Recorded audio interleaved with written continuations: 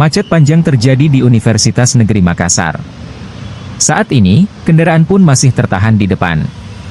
Sebab, ada oknum yang menutup jalanan. Kendaraan pun masih tertahan. Sebelumnya, aksi unjuk rasa mahasiswa pasca pembatalan revisi Undang-Undang Pilkada oleh DPR RI, diprediksi masih berlanjut di Kota Makassar, hari ini, Senin, 26 Agustus 2024, siang. Dalam pamflet beredar di grup-grup WhatsApp, mahasiswa dan beberapa organisasi bakal kembali turun ke jalan. Salah satunya yaitu mahasiswa dari Universitas Negeri Makassar. Rencana demo oleh mahasiswa UNM itu dinamai Orange Menggugat. Mereka berencana berunjuk rasa di flyover sekitar pukul 13 WITA.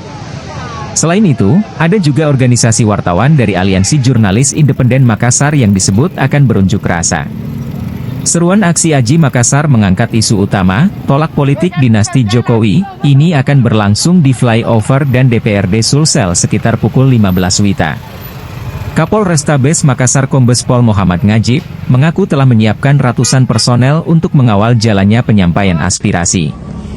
Personel yang dipersiapkan 700 orang, kata Kombes Pol Muhammad Ngajib dikonfirmasi Tribun.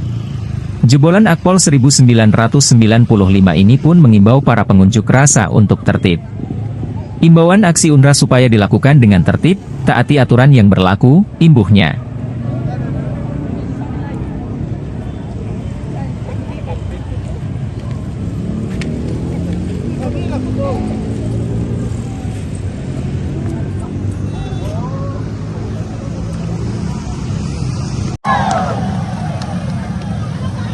Untuk adik-adik mahasiswa yang ada di dalam kampus, mohon untuk tidak melempar. Ya, adik-adik mahasiswa yang ada di dalam kampus, mohon tidak melempar. Kemudian masyarakat yang ada di sekitar, harap segera bubar, kami akan membuka jalan. Nah, masyarakat yang ada di